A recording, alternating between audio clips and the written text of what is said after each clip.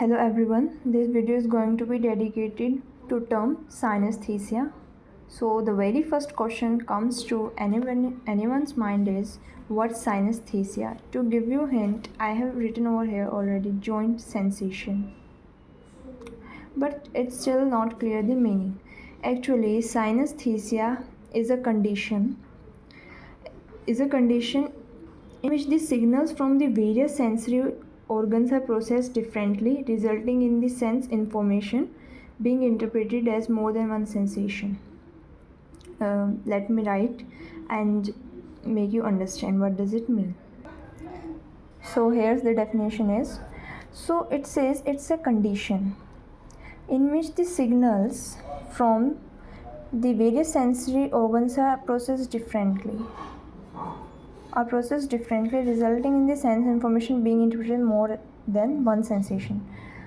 हमें कुछ समझ में आ रहा है कि ये कोई एक ऐसी कंडीशन है जिसमें नॉर्मली लाइक हमारे जो सेंसरी ऑर्गन्स होते हैं उनके जो सिग्नल्स होते हैं वो स्पेसिफिक पार्ट में जाते हैं माइंड में, लेकिन इसमें इन्होंने कहा कि वो शायद जाते तो वहीं पे हैं लेकिन वो प्रोसेस कुछ अलग तरीके से हो जाते हैं, मतलब पार्ट वही है लेकिन उनकी जो प्रोसेसिंग है वो डिफरेंट वे में हो जाती है एज एक्सपेक्टेड, जिसकी वजह से जो सेंस इंफॉर्मेशन है वो एक से ज़्यादा सेंसेशन बन जाते हैं. यानी कि लाइक अगर हम स्मेल की है नोज़ से हमें जा रही थी तो एक से ज़्यादा सेंसेशन, मतलब सुनने में काफ़ी वियर्ड सा लग रहा है कि ऐसे कैसे हो सकता है, लेकिन ऐसा है. और ये काफ़ी इन्होंने एक्सपेरिमेंट्स रिपोर्ट्स वगैरह में चेक भी किया है.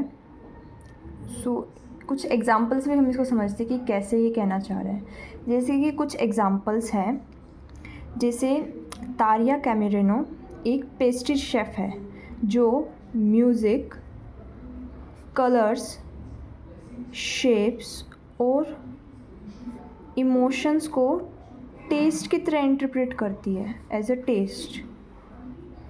सो म्यूज़िक हमें पता है हियरिंग से आता है, हियरिंग यानी कि ऑडिशन सेंसेशन वाला है. कलर्स और शेप्स विजुअली से आते हैं. और इमोशंस इन सभी से आ सकते हैं. लाइक हमारे इमोशंस इन सभी कोई हर एक सेंसरी और सेंसेशन हर एक सेंसरी ऑर्गन से रिलेटेड हो सकते हैं. लाइक हमें किसी चीज़ को सुनकर, देखकर या महसूस करके, किसी स्मेल से हमें किसी पास्ट इवेंट की याद आ सकती है, या फिर हमारे कोई नए एक्सपीरियंसेस उस अभी जो इवेंट हुआ है, लाइक जो इवेंट है जिससे ये स्मेल्स या जो भी सेंसेशंस आ रही है उनके साथ वो रिलेट होके हमारी मेमोरी में स्टोर हो सकते हैं. हाँ, तो इमोशंस जनरेट हो सकते हैं. तो यहाँ पे हम देख सकते हैं कि भी कैसे उसने एक से ज़्यादा सेंसेशन को कैसे टेस्ट में कर लिया है. जैसे उसने म्यूज़िक को हियरिंग के साथ लेके टेस्ट गस्टेटरी में भी कन्वर्ट कर दिया. कलर्स और शेप्स के साथ भी यही किया. वो विजुअलरी है सभी के लिए, लेकिन इसने जो ये पर्सन है स्पेसिफिक उसने इसे टेस्ट में कर दिया है. इसी तरह और भी एग्जांपल्स है, जैसे जेमी स्मिथ एक वाइन स्टीवर्ड है जिसको स्मेल्स कलर्स की तरह और शेप्स की तरह दिखते हैं. कलर्स और शेप्स की तरह दिखते हैं. अब स्मेल यहाँ पे अगेन क्या है, हमारी ओल्फैक्टेशन से ओल्फैक्टरी ऑर्गन है नोज़, और इसमें ओल्फैक्टेशन से ये कनेक्टेड है. लेकिन ये कलर और शेप्स अगेन ये इसको उससे ओल्फैक्टरी वाले स्मेल से वहाँ पे लेके आता है, ये विजुअलरी में भी ले आता है. तो यहाँ पे इसको एक से ज़्यादा इंटरप्रेट किया जा रहा है, ये हम देख सकते हैं. और अगेन एक और एग्ज़ाम्पल है जहाँ पे जेम्स जो एक व्यक्ति है उसमें वो साउंड्स को, वर्ड्स को, कलर्स को कैसे इंटरप्रेट कर रहा है, इन सब चीज़ों को वो टेस्ट एंड टेक्सचर्स की तरह इंटरप्रेट कर रहा है. लाइक साउंड्स अगेन, वर्ड्स और कलर्स तो हमें अब तक समझ में आ चुका है कि जिन लोगों को साइनेस्थीसिया होता है वो जो जैसे नॉर्मली हमें साउंड हमारे कहाँ से आएगी, ऑडिशन से आएंगी, वर्ड्स भी ऑडिशन से, लेकिन उन्होंने क्या वो टेस्ट और टेक्सचर लाइक हम फील से भी बता सकते हैं, और कुछ बार हम जैसे देख के भी बता देते हैं कि पर फील से ज़्यादा अच्छा बता पाएंगे लाइक स्किन से, लेकिन देख के भी बता सकते हैं। तो ये कैसे इंटरप्रेट कर रहे हैं उसे, साउंड को स्मेल के साथ, साउंड्स को ऑडिशन के साथ साथ गस्टेटरी और हम कहें साथ में सोमेस्टोथेटिक में भी इन्होंने डाल दिया इन लोगों ने अपने हिसाब से, कलर्स को, विजुअलरी को भी। तो हम समझ सकते हैं कि लाइक इनको क्या दिक्कतें आती होंगी और कैसे इनकी एक अलग परसेप्शन ये सब इनको हो जाता है। तो अब ये क्वेश्चन आता है कि ये किनको होता है और इसका क्या मतलब क्या कहते हैं ट्रीटमेंट है, कैसे इसको ठीक कर सकते हैं। तो अगर स्टडीज़ की बात करें तो 4 to 5% ऑफ जो पॉपुलेशन है ये कुछ ना कुछ टाइप के साइनेस्थीसिया को एक्सपीरियंस करते हैं। और अगर बात करें मेल्स और फीमेल्स की तो इक्वली है, मेल्स और फीमेल्स में इक्विवेलेंट है कि वो दोनों को ही ये प्रॉब्लम्स हो सकती हैं। 4 to 5% में इक्वली रिप्रेजेंटेशन है उनकी। अब बात आती है कि आखिर इसके कोज़ क्या, फिर हम ट्रीटमेंट की बात करेंगे। पहले कोज़ पता होने चाहिए ना किसी भी कंडीशन के।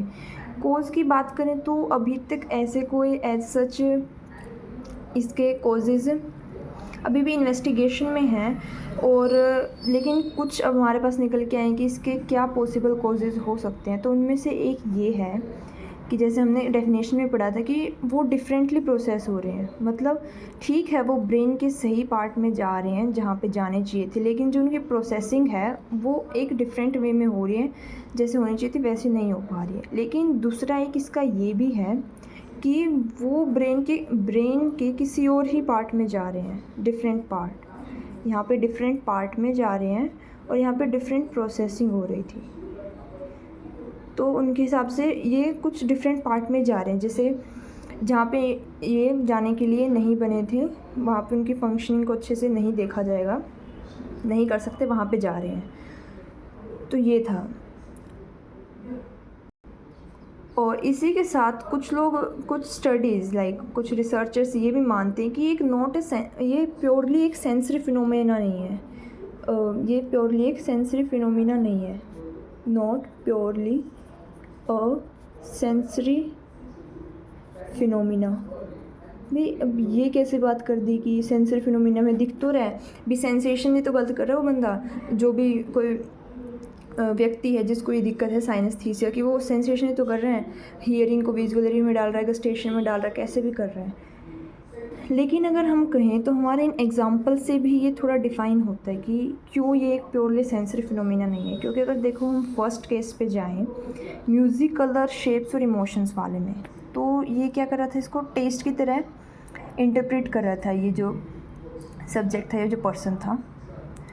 तो इसमें देखो चलो म्यूज़िक, कलर्स, शेप्स इनको हम प्योरली सेंसरी कह सकते हैं, लेकिन जो इमोशंस हैं ये कंबाइंड है। ये ज़रूरी नहीं है कि हमेशा सेंसरी ऑर्गन से ही आए, ये माइंड के डिफरेंट पार्ट से भी एसोसिएटेड हो सकते हैं। क्यों? इमोशंस पहले हमने फर्स्ट टाइम उसे एक्सपीरियंस किया होगा, वो हमारी मेमोरी में गया, ठीक है, वो वहाँ पे स्टोर हुआ। लेकिन अब नेक्स्ट टाइम मानो हमें फिर से कुछ ऐसे ही कुछ इवेंट है, तो फिर वो वहाँ से रिट्रीव होता है, अभी हम उसे फिर रिमेंबर करते हैं, मतलब हम उसे रिमेंबर करते हैं उस इवेंट को, हमें मेमोरी से हम उसको बाहर निकालते हैं। तो ये बात कहीं ना कहीं सही में बैठती है कि वो प्योरली है नहीं, क्योंकि इमोशंस को वो टेस्ट तरह ले रहे हैं। तो रिसर्चर्स की बात यहाँ पे कुछ तरह से सही बैठ रही है कि ये प्योरली एक सेंसरी फिनोमिना नहीं है, इसमें कुछ और एलिमेंट्स भी है जिस पे उन्हें सोचने की ज़रूरत है। ठीक है, तो अगर आगे बात करें तो अब इसमें बात थी भी जो है ये आता कैसे, कोजेज़ की बात चल रही थी। तो ये था भी, ये तो मतलब बायोलॉजिकल हो सकता है भी, क्या दिक्कतें रही हैं हमारे मतलब बॉडी के लेवल पे। लेकिन अगर हम मेनली बात करें तो ये कह सकते हैं कि ये डेवलपमेंट हो सकती है, मतलब इसको सीखा जा सकता है। कुछ टाइप के साइनेस्थीसिया लोग लर्न करते हैं, उनके एक्सपीरियंसेस से वो उन्हें ऐसे होता है, उन्हें ऐसे फीलिंग्स आती है कि ये चीज़ को किसी चीज़ को वो कैसे इंटरप्रेट कर रहे हैं। और अगर हम अब इसके एक और एस्पेक्ट की बात करें तो कुछ रिसर्चर्स मानते हैं कि ये यूनिवर्सल है। कुछ जो साइनेस्थीसिया हैं वो यूनिवर्सल है। यूनिवर्सल कैसे कहना चाह रहे हैं, जैसे एक एक्सपेरिमेंट होता है, उसकी भी फ़ोटो में फिगर दिखाती हूँ। बीच में ग्राफेम कलर साइनेस्थीसिया, इसमें क्या मतलब कलर के इंटरप्रिटेशन किसी लाइटर के साथ कैसे एसोसिएट कर रहे हैं वो कैसे करते हैं वो। तो उन्होंने कहा भी जो फर्स्ट ग्राफेम है उसे वो रेड बताते हैं। एक से मैं आपको दिखा देती हूँ। लाइक यहाँ पे देखें तो जैसे ए है, अब यहाँ में उन्होंने कहा भी जैसे ये अल्फ़ाबेटिक है और इस साइड न्यूमेरिकल है। तो वो जो लोग हैं जो साइनेस्थीसिया से सफ़र कर रहे हैं वो इनको ग्राफेम कलर की बात करें ना, तो इन जो ये मतलब इनको ग्राफेम्स बोलते हैं, ये अल्फ़ाबेटिक और न्यूमेरिकल डिजिट्स को। तो जैसे ए है, इसको वो किसी कलर के साथ एसोशिएट कर देंगे। तो वो कह रहे हैं कि जैसे ए लेटर है उसको मेनली बहुत सारे लोग रेड की तरह इंटरप्रेट करे थे, सभी रेड की तरह करे थे वो पूरे। तो भी ये यूनिवर्सलिटी आई इसमें। तो इसका क्या रीज़न रह सकता है?